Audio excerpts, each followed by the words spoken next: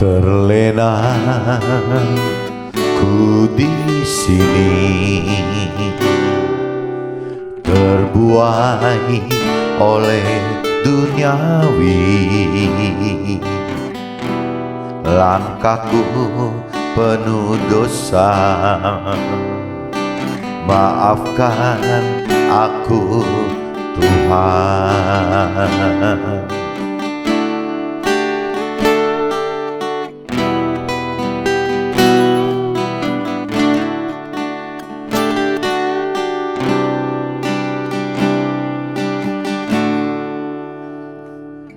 Suramnya dunia mudaku,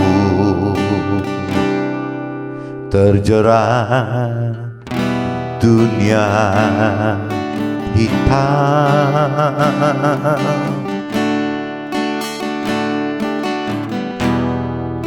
Masih adakah ampunanmu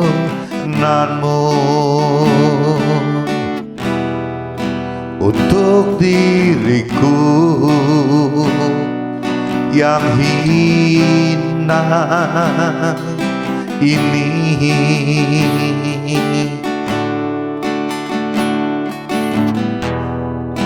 Masih adakah ampunanmu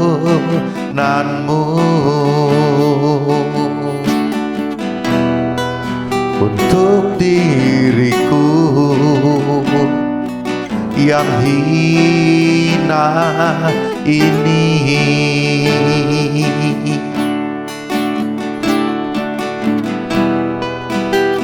Terlena ku di sini, terbuai oleh duniawi. Langkahku penuh dosa, maafkan aku Tuhan. Suramnya dunia mudaku, terjerat dunia hitam.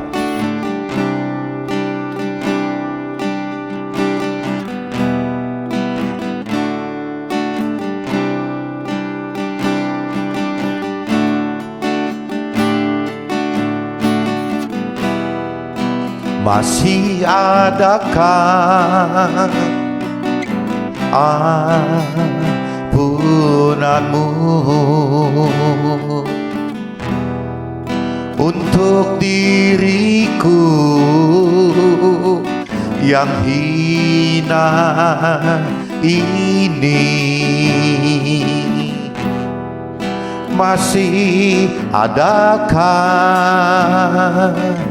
ampunanmu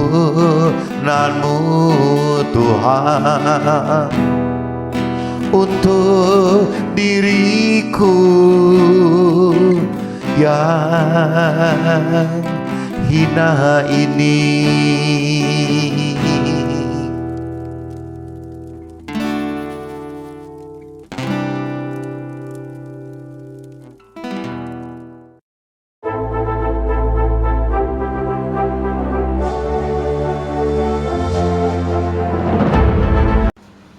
Jumpa kembali di MCD Journey Inspiration of Life. Hari ini coba saya mau sharingkan teman-teman dengan temanya, kematian adalah masa transisi dari kehidupan di dunia fana menuju kehidupan ke akhirat yang kekal. Itu kita ambil teman-teman dari kitab Efesus pasal 6 ayat 1 sampai 20 dan kitab 2 Timotius pasal 4 ayat 1 sampai 8. Nah, ini kalau kita artikan teman-teman, jadi kematian itu adalah hal yang pasti teman-teman ya. Tidak mungkin ada satu orang pun yang bisa terhindar dari kematian.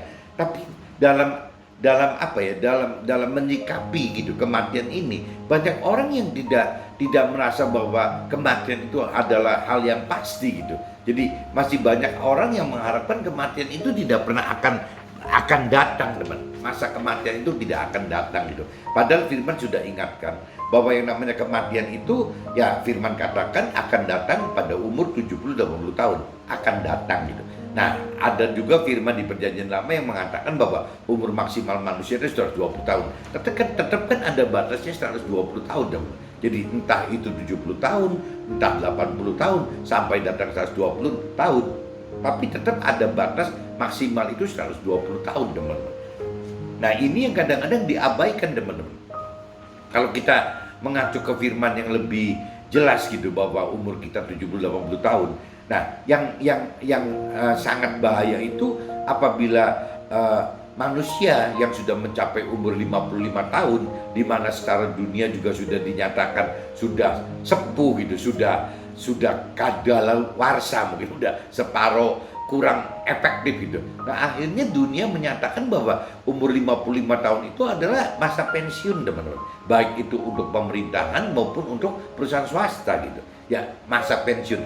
Ada dispensasi dari perusahaan, mungkin juga dari pemerintah, saya nggak ngerti. Tapi kalau di perusahaan ada dispensasi. Apabila jabatan orang tersebut sudah bisa mencapai direksi gitu, fungsi direktur, itu biasanya direktur atau komisaris, biasanya umur pensiun itu diperpanjang, teman-teman. Dan dari 55 bisa ke 60 atau 65 gitu. Tapi jarang sekali, teman-teman, sampai kita dengar bahwa masa pensiun itu diperpanjang lagi sampai 70, 80 tahun.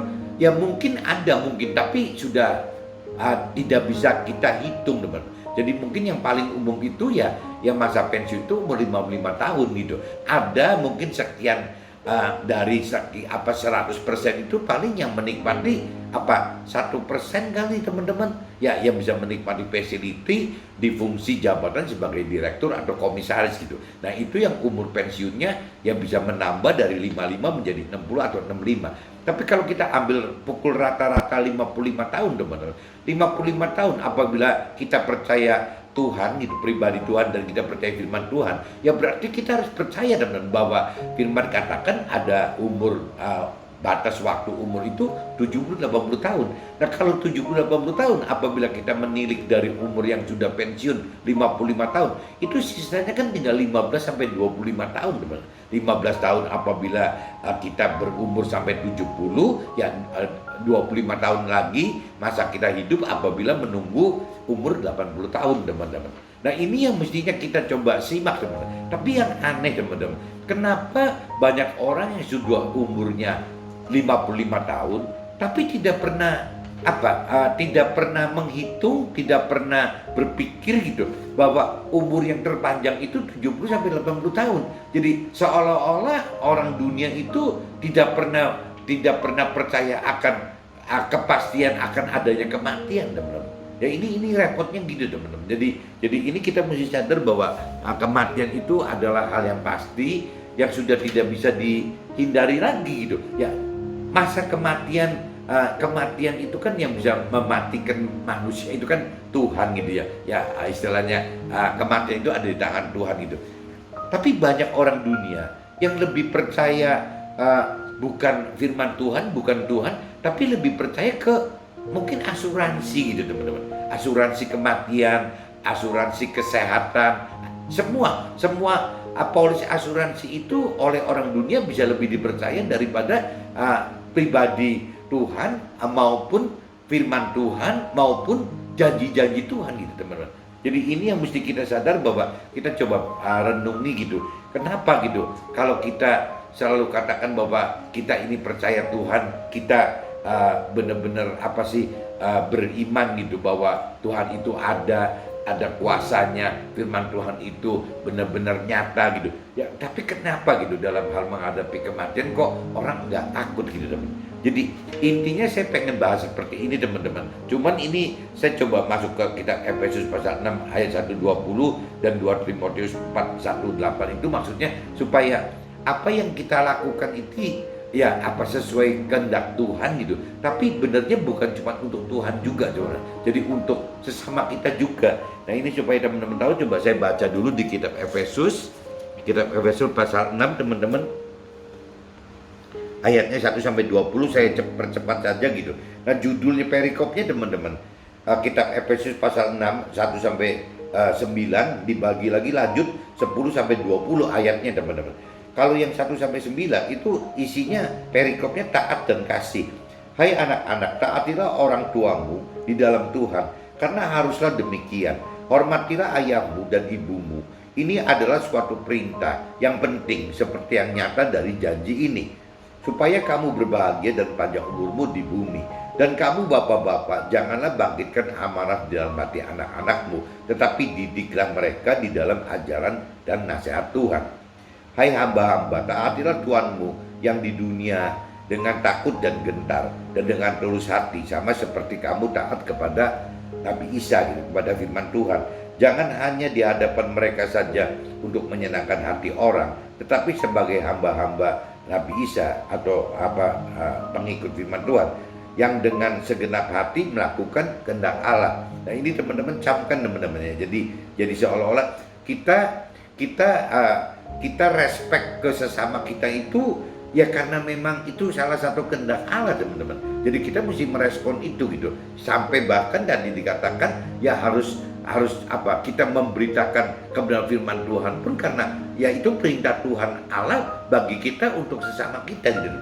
Jadi kita nggak bisa egois cuman urusan hidup itu antara kita dengan Tuhan saja. Tapi di sini Tuhan juga ingin kita dilibatkan ke sesama kita teman-teman.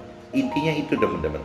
Dan yang dengan rela menjalankan pelayanannya seperti orang-orang yang melayani Tuhan dan bukan manusia. Nah ini, jadi kalau kita sampai ada atensi kepada atensi dan melayani sesama kita, ya di ayat 7 ini dinyatakan gitu. Dan yang dengan rela menjalankan pelayanannya seperti orang-orang melayani Tuhan. Jadi jangan dianggap karena melayani manusia itu jadi dibedakan teman-teman. Karena itu balik lagi perintah peraturan Tuhan gitu. Ya Tuhan minta kita melayani menjalankan pelayan untuk sesama kita teman-teman.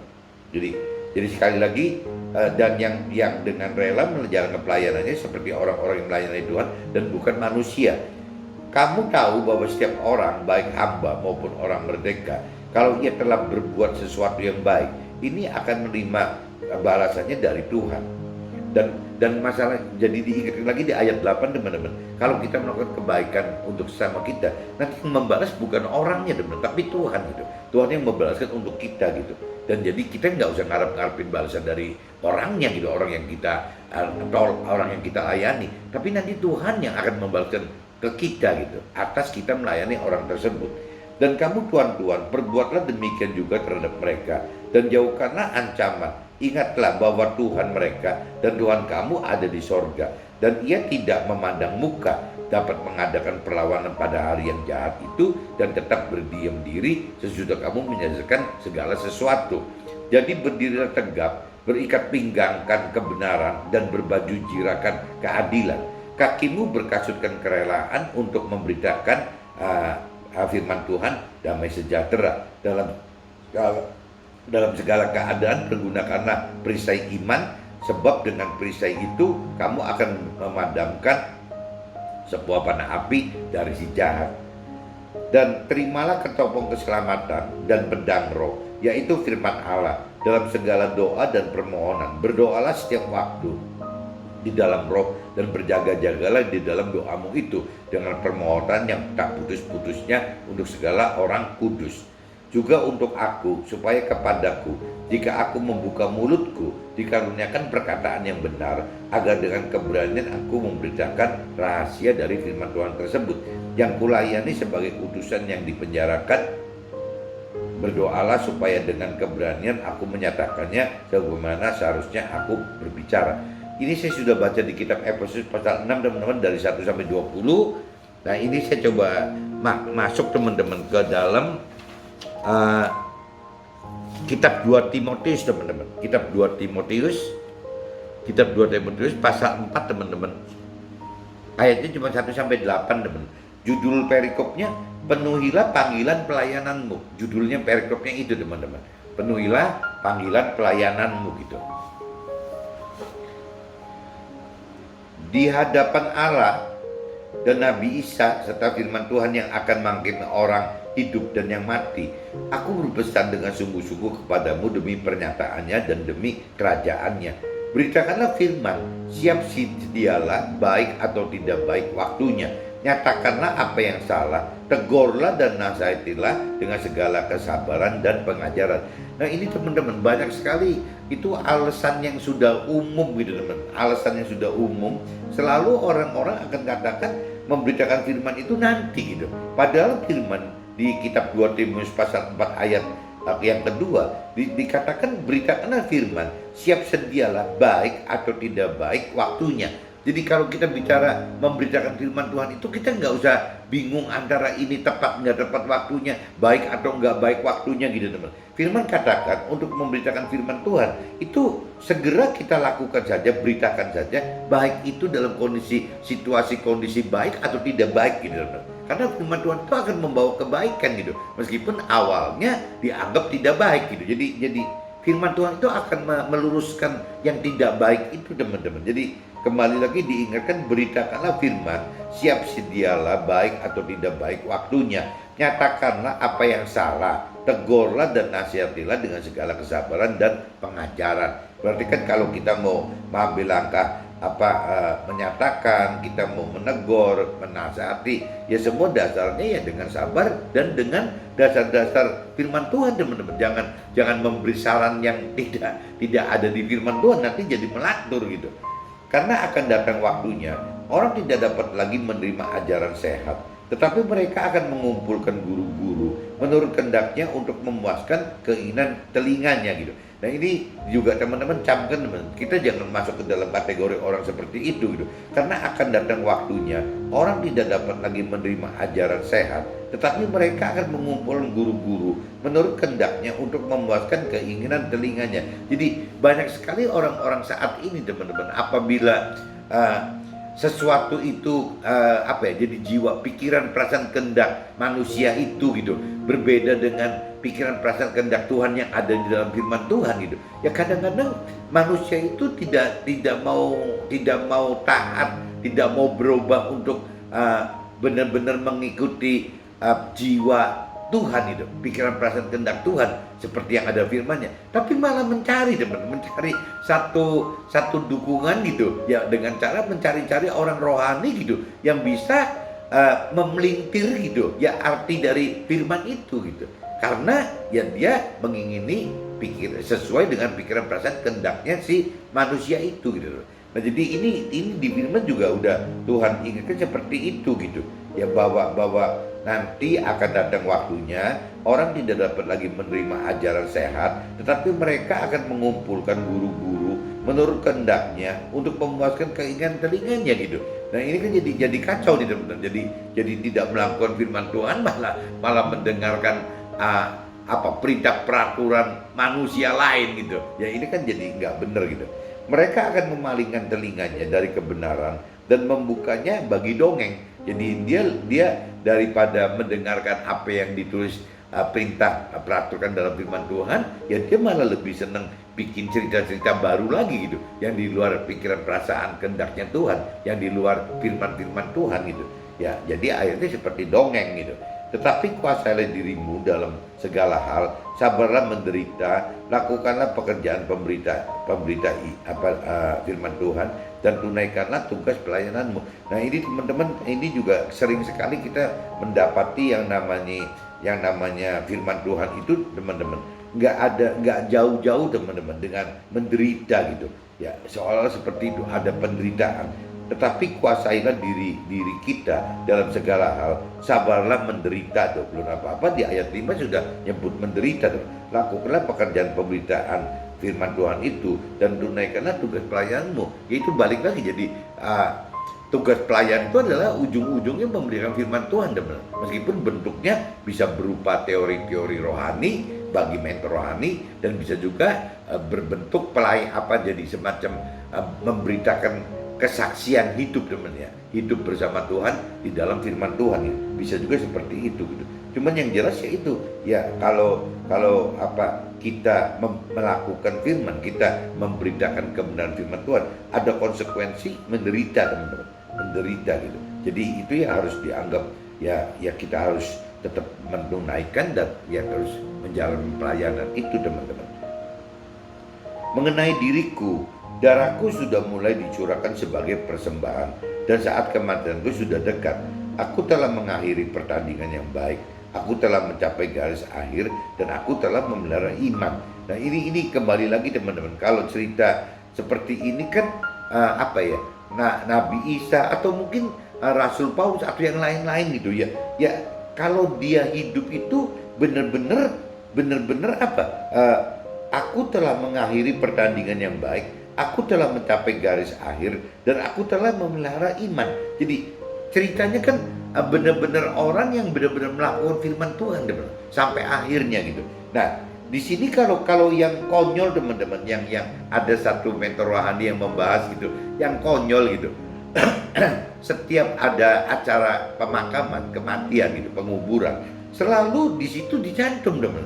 Firman yang ini selalu ada gitu. Ya, selalu ditulis di dalam peti matinya gitu. Ya, aku telah mengakhiri pertandingan yang baik, aku telah mencapai garis akhir, dan aku telah memelihara iman. Nah, pertanyaannya gitu, menurut mentor rohani, apakah yang meninggal itu juga melakukan firman Tuhan gitu? Ya, kadang-kadang tidak melakukan firman Tuhan apa-apa, cuma ditulisnya begitu teman-teman. Nah, mestinya kan kalau yang namanya kalau di sini dikatakan aku telah mengakhiri pertandingan yang baik, berarti kan pertandingan apa gitu? Ya, pertandingan di sini kan diartikan kehidupan kita teman-teman. Ya, bagaimana kita dari mulai lahir sampai meninggal itu kita bertanding gak sih sesuai dengan apa yang diatur perintah peraturan oleh firman Tuhan gitu. Ya, hidup kita itu kan seperti itu teman, seperti diidentikan seperti pertandingan gitu. Ya, kalau kita tidak bertanding bertanding dalam arti kata tidak melibatkan firman Tuhan dalam kehidupan kita, terus kita bertanding sama siapa teman? Nah, ini mentor rohani kadang-kadang yang sudah begini jadi mentor rohani kesel sendiri gitu. Kok enak aja sih, aku telah mengakhiri pertandingan yang baik. Pertandingan yang mana dia bilang gitu? Gak ada kaitan pertandingan karena dia tidak boro-boro melakukan firman Tuhan gitu. Ya, yang namanya mengenal firman Tuhan juga tidak, ya mampu mengerti firman Tuhan juga tidak, mampu melakukan firman Tuhan juga tidak, tapi dianggap seolah-olah sudah bertanding gitu, ya sudah melakukan firman Tuhan. Nah, ini yang kadang-kadang kita juga mesti koreksi diri teman-teman. Ya, kalau memang di peti mati kita itu ada kalimat semacam ini, ya kayaknya daripada nanti di pengadilan sorga ditanya, ya lebih baik kita buru-buru bertanding dulu aja teman-teman. Bertanding dalam arti kata dalam hal rohani, bertanding di sini adalah ya bagaimana hidup dengan mengenal firman Tuhan, dengan mengerti firman Tuhan, dengan melakukan firman Tuhan teman. Nah, itu maksudnya ya ada dalam pertandingan rohaninya Tuhan gitu. Maksudnya gitu teman-teman. Jadi jangan sampai cuma sekedar ada tulisan itu tapi nggak ngelakuin apa-apa gitu loh. Sekarang telah tersedia bagiku mahkota kebenaran yang akan dikaruniakan kepadaku oleh Tuhan, hakim yang adil pada harinya. Tetapi bukan hanya kepadaku, melainkan juga kepada semua orang yang merindukan kedatangannya gitu. Nah, ini saya sudah bacakan di kitab 2 Timotius pasal 4 ayat 1 sampai 8 teman-teman. Di sini dikatakan penuhilah panggilan pelayananmu. Jadi di sini diingatkan lagi ya, kita kalau melayani itu jangan harus menunggu waktu baik, waktu tidak baik teman-teman. Ya, kalau untuk memberitakan kebenaran firman Tuhan itu ya waktu tidak baik pun akan menjadi baik teman-teman, akan menjadi baik. Kenapa? Karena yang diberitakan adalah kebaikan yang dari Tuhan gitu. Ini saya sudah bicara seperti ini teman-teman, saya sudah bacakan di dua kitab ini, kitab Efesus pasal 6 ayat 1 sampai 20 dan kitab 2 Timotius pasal 4 ayat 1 sampai 8. Nah, sekarang saya coba masuk ke dalam draft aja teman-teman, siapa tahu bisa lebih jelas gitu. Jadi kembali ke temanya teman-teman. Kematian adalah masa transisi dari kehidupan dunia fana menuju kehidupan ke akhirat yang kekal nanti gitu. Nah, ini cuma dijelaskan bahwa kematian itu adalah hal yang pasti, nggak bisa dihindari gitu loh. Jadi kalau kita nggak ada orang yang cerita tidak mati itu tidak ada gitu. Tapi kalau orang kalau cerita ke Tuhan bahwa percaya ke Tuhan gitu, percaya kepada firman Tuhan, ya harusnya ya kematian ini justru harus kita antisipasi gitu. Ya bagaimana cara menghadapi kematian ini. Nah, yang konyol orang dunia teman-teman kadang-kadang tidak mengantisipasi bagaimana menghadapi kematian ini, malah mengantisipasinya ya urusan kematian bukan dengan firman Tuhan, dengan roh Tuhan, tapi dengan polis asuransi gitu loh. Ya dengan misalnya depositonya yang banyak, dengan hartanya yang berlimpah-limpah sehingga kalau sampai ada apa-apa kematian itu seolah-olah bisa dihindari gitu. Ada kesan seperti itu gitu. Padahal kematian adalah proses transisi teman-teman, di mana manusia itu tidak pernah bisa ada yang menghindari soal kematian gitu. Jadi udah pasti banget. Kalau cerita asuransi itu teman-teman, atau apa, jaminan deposito atau jaminan ini jaminan itu gitu, harta benda yang kita pegang itu semua kan tidak pasti teman-teman ya. Bisa kalaupun punya juga tidak mempan gitu, maksudnya kalaupun ada uang gitu tetap aja meninggal, tetap mati kan gitu. Nggak ada istilahnya orang yang punya banyak uang pasti nggak mati gitu. Orang yang sudah pasti masuk polis asuransi pasti dijamin tidak mati ya. Masuk polis asuransi kematian pun juga tetap dengan resiko bisa mati, bisa tidak mati teman-teman. Ada yang punya polis asuransi kematian akhirnya juga nggak kepake gitu, karena memang polisnya habis masih belum mati gitu, bisa juga. Tapi bisa juga ada orang yang dengan polis asuransi memang mati gitu ya, tapi kan tetap mati ujung gitu loh. Bukan istilahnya dengan polis asuransi tidak mati teman-teman. Jadi kalau saya kembali lagi di draft saya teman-teman, coba nanti saya bacakan satu-satu teman-teman. Ini coba kalau kita baca di draft teman-teman, coba kita kitab Efesus teman-teman, kitab Efesus pasal 6 ayatnya 6 dan 7 gitu. Nah di ayat 6 itu dikatakan jangan hanya di hadapan mereka saja untuk menyenangkan hati orang, tetapi sebagai hamba-hamba ya, hamba-hambanya si Nabi Isa gitu, hamba-hambanya Yesus itu yang dengan segenap hati melakukan kehendak Allah. Jadi kembali lagi teman-teman, apabila kita melayani ya, dalam arti memberikan pelayanan kepada sesama kita, khususnya dalam hal memberitakan kebenaran firman Tuhan, itu teman-teman anggap itu adalah pelayanan untuk Tuhan Allah juga teman-teman. Jadi jangan dianggap bahwa oh bukan, itu kalau memberitakan itu berarti untuk manusia. Bukan teman-teman. Kalau secara rohani melayani sesama kita itu sama saja dengan melakukan kehendaknya Tuhan Allah teman-teman. Jadi nilainya sama. Nah ini firman ini mengingatkan itu gitu. Jangan sampai kita melayani sesama kita itu dianggapnya kepentingannya beda apabila kita melayani Tuhan gitu. Jadi dari kacamata firman Tuhan, dari kacamata Tuhan gitu, melayani sesama kita itu nilainya sama dengan melayani Tuhan teman-teman. Jadi mesti kita tahu itu gitu, jangan kita bedakan gitu. Dan yang dengan rela menjalankan ini di ayat 7-nya, dan yang dengan rela menjalankan pelayanannya seperti orang-orang yang melayani Tuhan dan bukan manusia. Nah ini kan di ayat 7 dicantum lagi tuh, dipertegas lagi bahwa kalau kita melayani manusia, memberitakan kebenaran firman Tuhan, itu kita benar-benar harus menganggap sesama manusia itu ya sebagai Tuhan benar. Karena nilai secara rohani, secara Tuhan, pelayanan kepada kita Tuhan langsung dengan pelayanan kita melalui manusia-manusia sesama kita itu untuk kacamata rohani, untuk ukurannya Tuhan gitu, itu sama dong, nilainya sama. Jadi diingatkan di sini di kitab Efesus pasal 6 ayat 6 dan 7 itu ya gitu. Kalau kita melayani itu, melayani sesama kita itu sama aja kita nilainya dengan kita melayani Tuhan. Intinya itu teman-teman. Melakukan kehendak Allah adalah dengan memberitakan rahasia firman Tuhan dengan benar dan berani menyatakan sebagaimana seharusnya kita berbicara gitu. Nah ini teman-teman tekankan lagi sekali lagi, apa sih yang disebut melakukan kehendak Allah gitu ya. Melakukan kehendak Allah, melakukan kehendak Allah adalah bagaimana kita memberitakan kebenaran firman Tuhan kepada sesama kita tadi teman-teman. Jadi pertama di ayat yang di kitab Efesus pasal 6 ayat pasal 6 ayat 6 dan 7 tadi sudah dikatakan bahwa kita kalau melayani sesama kita itu harus benar-benar sekualitas seperti kita melayani Tuhan langsung gitu. Itu yang Tuhan ingatkan. Kedua, apa sih arti dari kehendak Allah gitu? Nah, kehendak Allah adalah bagaimana kita memberitakan kebenaran firman Tuhan gitu. Meskipun terbagi jadi dua teman-teman. Bagi manusia yang mempunyai talenta mentor rohani ya pasti memberitakan kebenaran Tuhan dengan cara teori-teori rohaninya teman-teman, secara formal agamaisnya gitu. Tapi kalau kita yang bukan lahir karena menjadi mentor rohani, karena kita ini hidup di dunia sekuler, di marketplace gitu. Ya contoh saya sebagai pengusaha, teman-teman lain keluarga saya juga pengusaha, atau mungkin tim saya sebagai orang karir gitu. Ya itu kan bukan mentor rohani. Nah orang-orang di marketplace di dunia sekuler ini justru pelayanan itu harus memberitakan kebenaran firman Tuhan lewat kesaksian hidup kita bersama Tuhan di dalam yang terkait dengan firman Tuhan.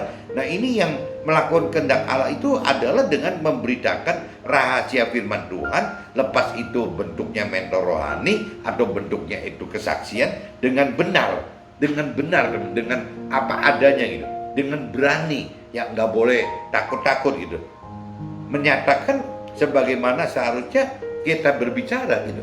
Jadi kita ngomong apa adanya aja, yang nggak bisa ditahan-tahan gitu.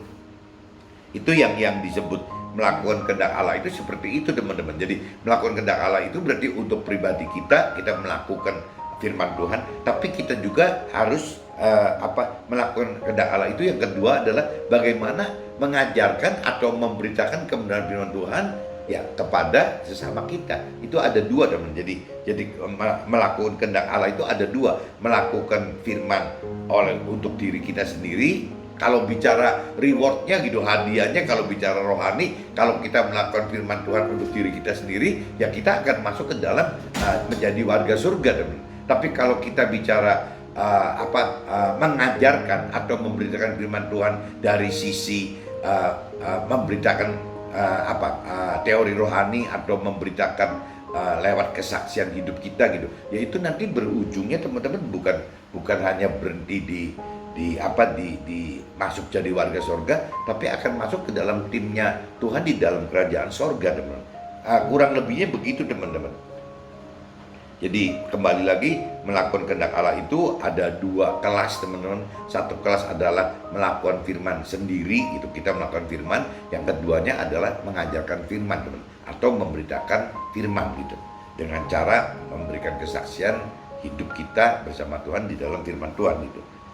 Kitab 2 Timotius pasal 4 ayat 2, teman-teman. Beritakanlah firman, siap sedialah baik atau tidak baik waktunya. Nyatakanlah apa yang salah, tegurlah dan nasihatilah dengan segala kesabaran dan pengajaran. Inilah kehendak Allah bagi kita untuk penuhi panggilan pelayanan kita, memberitakan kebenaran firman Tuhan. Nah, ini di kitab 2 Timotius ayat 4 pasal 4 ayat 2 juga ya begitu, teman. Ditekankan di sini gitu. Beritakanlah firman, siap sedialah baik atau tidak baik waktunya. Jadi jangan terlalu banyak alasan, teman. Ini firmannya sudah menyatakan, beritakanlah firman, siap sedialah baik atau tidak baik waktunya. Nyatakanlah apa yang salah, tegurlah dan nasihatilah dengan segala kesabaran pengajaran. Ini yang di kitab 2 Timotius pasal 4 ayat 2 itu cantumkan, perintahkan seperti itu, teman-teman. Beritakan firman di kitab 2 Timotius pasal 4 ayat 7. Aku telah mengakhiri pertandingan yang baik, aku telah mencapai garis akhir, dan aku telah memelihara iman gitu. Ayat ini biasa ditulis dalam peti mati saat jenazah akan dimakamkan. Ya biasanya kalau teman-teman di pemakaman orang-orang Nasrani gitu, biasanya peti matinya atau di mana, di ucapan karangan bunga gitu, ya ada seperti ini gitu. Nah, problemnya gitu, ya kalau orang mentor-mentor rohani yang keras gitu, kadang-kadang melihat ayat ini jadi kesel sendiri gitu. Si mentor rohaninya kesel, teman-teman ya. Masalahnya makna pertandingan ini kan ditulis tuh, ya aku telah mengakhiri pertandingan. Nah, mentor rohani nanya, pertandingan yang mana katanya? Kalau pertandingan dalam arti kata ayat yang ini kan diartikan kan pertandingan itu adalah apa ya? Jadi pertandingan ini diartikan apa? Pertandingan dari sisi firman adalah melakukan kehendak Allah gitu, teman-teman. Jadi pertanyaannya, apakah yang meninggal dunia ini sudah melakukan kehendak Allah gitu ya? Apakah yang meninggal ini selain melakukan kehendak Allah juga melakukan hal yang apa nih? Jadi selain melakukan kehendak Allah, maksudnya perintah peraturan kehendak Allah, apakah orang yang meninggal ini melakukan hal yang menyenangkan Allah gitu? Ya, jadi melakukan perintah peraturan firman Tuhan, apakah memang benar yang meninggal ini melakukan itu? Apakah yang meninggal ini melakukan hal-hal yang menyenangkan Allah gitu? Ya, firman tanya seperti itu.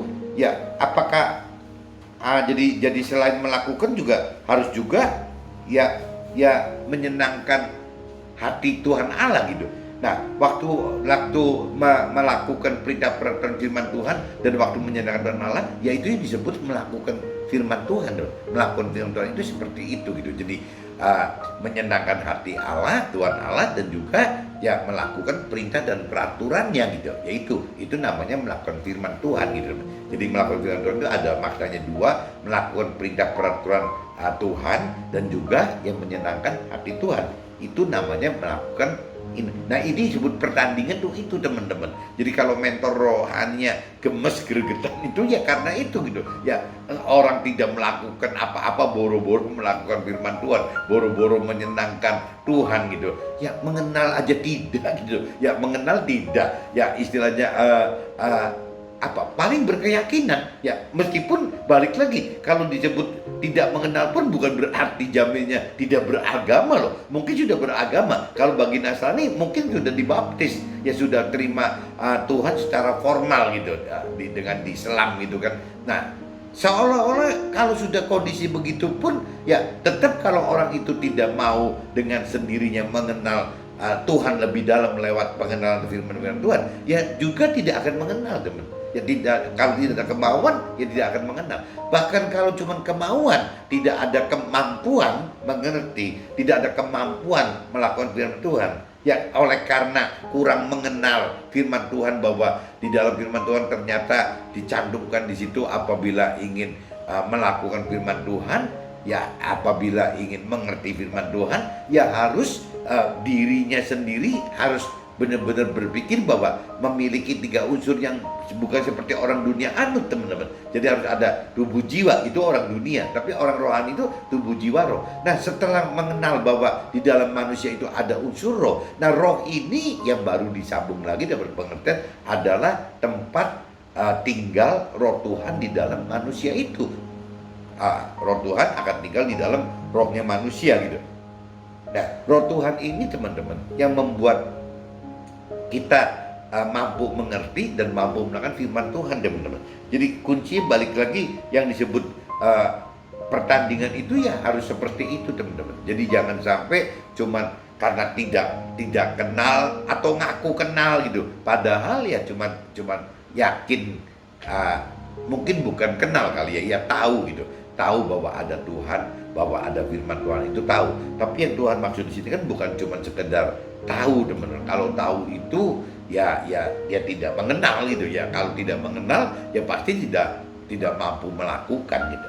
Jadi kuncinya yang terakhir itu harus melakukan firman Tuhan. Dan melakukan firman Tuhan adalah ya melakukan perintah peraturan Tuhan dan juga ya menyenangkan hati Tuhan teman-teman. 2 hal itu melakukan firman Tuhan itu.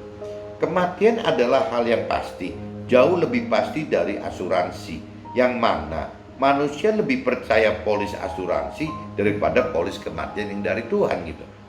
Tidak ada sejarah manusia dapat terhindar dari mati, tapi banyak cerita polis asuransi pada akhirnya termanfaatkan, ya karena memang meninggal mati sebelum asuransinya deadline gitu ya. Tapi bisa juga sampai asuransinya deadline ya tetap belum mati teman. Berarti tidak termanfaatkan gitu. Nah, cuman kalau bicara asuransi kan begitu teman.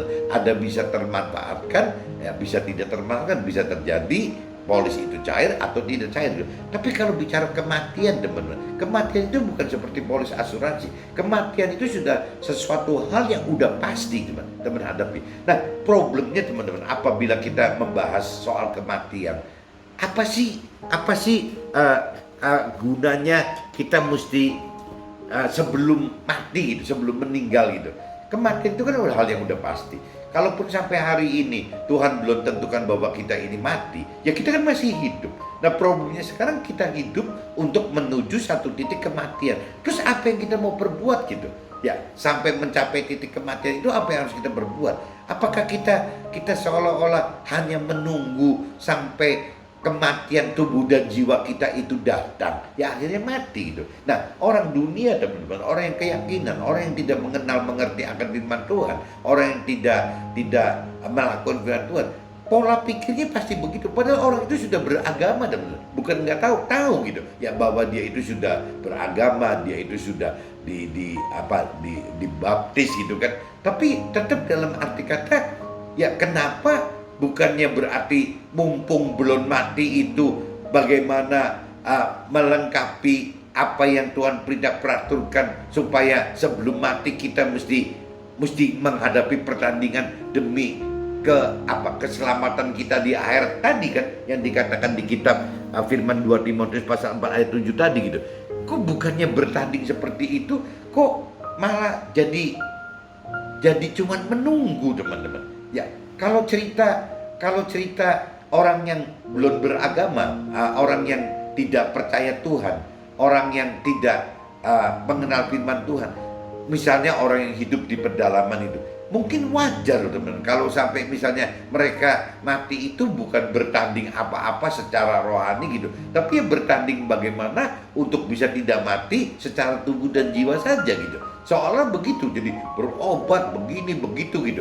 Hanya seperti itu teman. Bikin ritual ini tuh kalau di pedalaman mungkin seperti itu kali. Ya korbanin ini, korbanin itu gitu.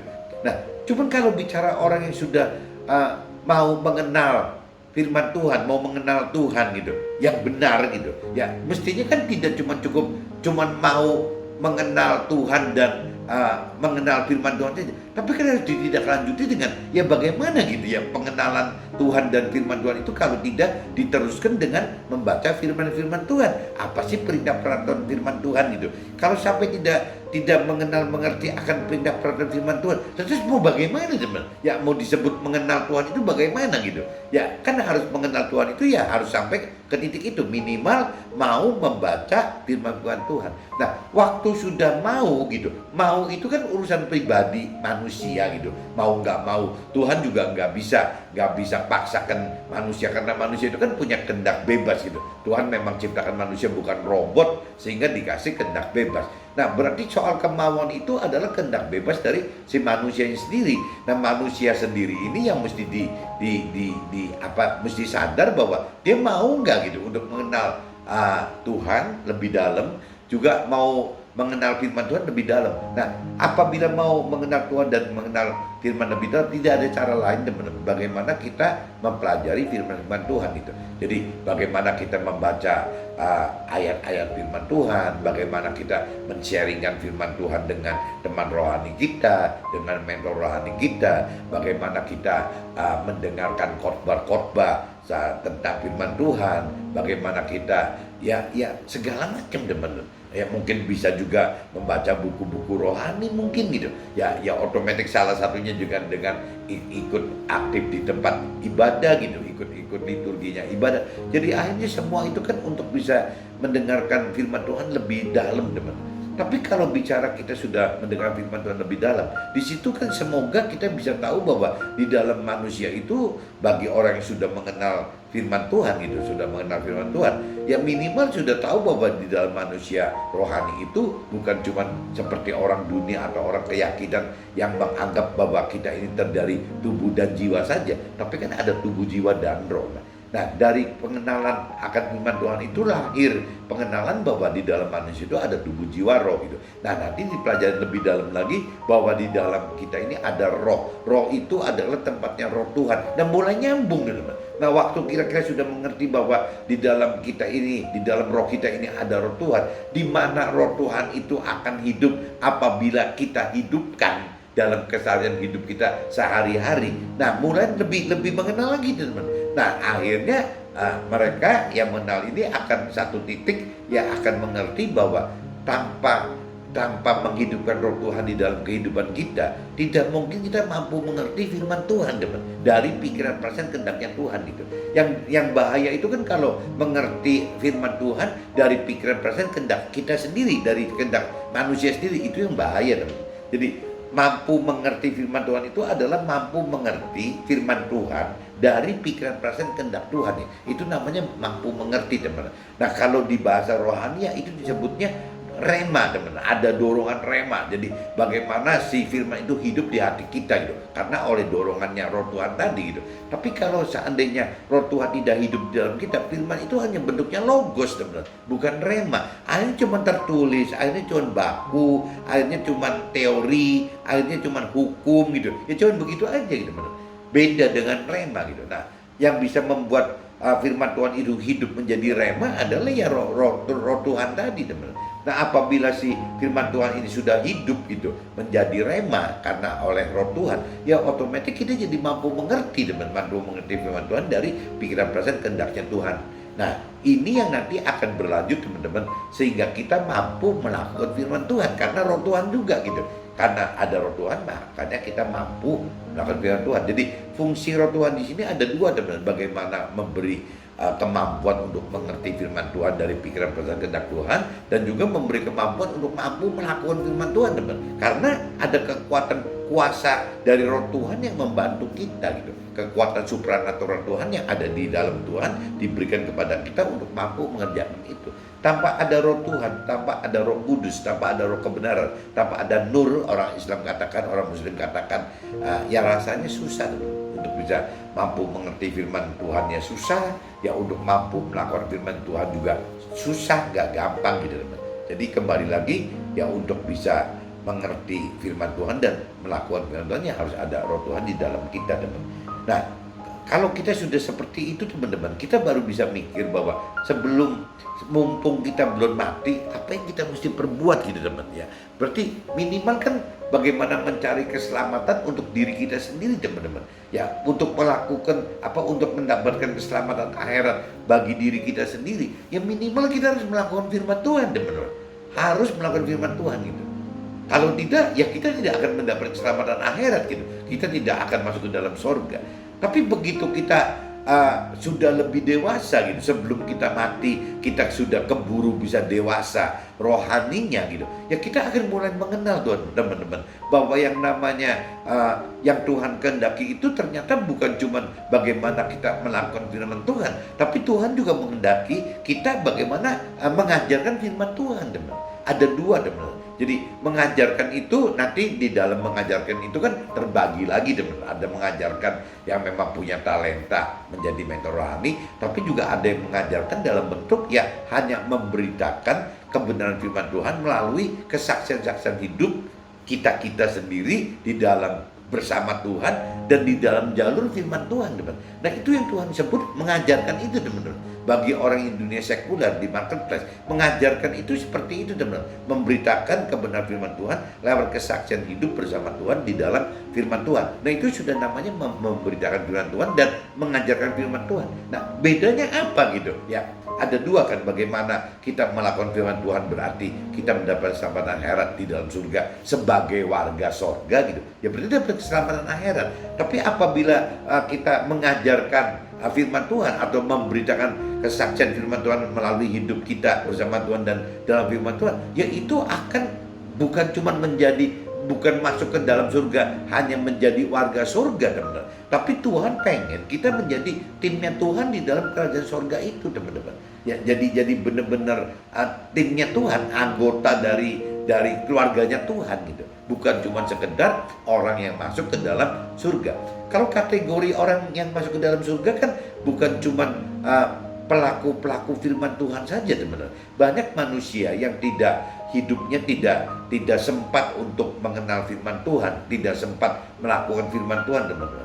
Jadi diadili dan dihukum gitu dengan sistem-sistem ya perbuatannya si orang-orang tersebut teman-teman. Ya Tuhan kan maha adil teman-teman. Jadi tidak mungkin orang-orang yang baik itu tidak masuk surga. Orang baik pun masuk surga teman-teman. Orang-orang baik bukan cuma orang yang contoh orang di pedalaman tidak bisa menyebut Tuhan Allah gitu.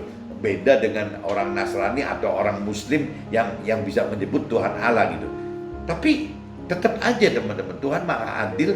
Jadi waktu di pedalaman pun ya ada penghukuman yang lebih khusus dari Tuhan yang Tuhan mungkin bukan beracuan dari firman Tuhan, tapi beracuan dari perbuatan mereka, teman.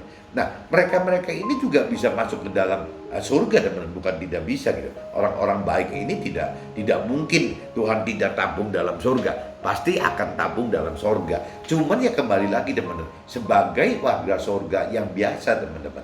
Nah, ini yang kembali lagi, kalau orang-orang yang sudah mengenal mengerti akan firman Tuhan, melakukan firman Tuhan hanya untuk pribadi sendiri, ya masuknya ke kelompok itu, teman, masuk ke dalam kelompok warga surga bersama dengan mereka itu. Nah, yang Tuhan sayangkan itu kan sebenarnya kita kan ada hak khusus gitu, ada privilege untuk orang yang sudah mengenal mengerti akan firman Tuhan itu, ada hak khusus untuk bisa menjadi keluarga Tuhan, bukan cuma warga surga aja gitu. Nah, ini yang Tuhan maksud, kita harus uber, teman-teman, harus uber ini gitu. Bagaimana kita tidak berhenti cuma melakukan firman Tuhan, tapi kita juga memberitakan firman Tuhan, mengajarkan firman Tuhan. Meskipun tadi firman ada singgungan, katakan gitu, biasanya manusia kan selalu beralasan, teman-teman, karena waktunya kurang baik lah gitu. Ya, di sini dikatakan di kitab 2 Timotius pasal 4 ayat 2 kan, beritakanlah firman, siap sedialah baik atau tidak baik waktunya, nyatakanlah apa yang salah, tegurlah, nasihatilah dengan segala kesabaran pengajaran.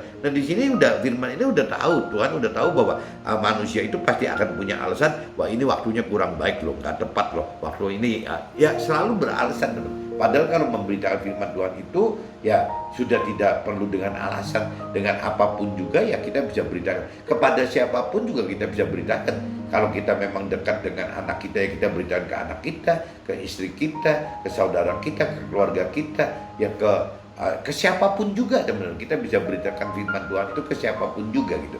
Jadi kita nggak usah punya alasan, kayaknya nanti belum tepat waktunya untuk memberitakan Tuhan. Ya enggak lah, kalau bicara memberitakan firman Tuhan benar-benar dihidupkan dengan bersama roh Tuhan, ya rasanya nanti roh Tuhan juga yang akan mengajar kita gitu, bahwa kalaupun kita salah, ya roh Tuhan yang akan mengajar kita, mengarahkan kita untuk kesalahan itu tertutup, teman-teman.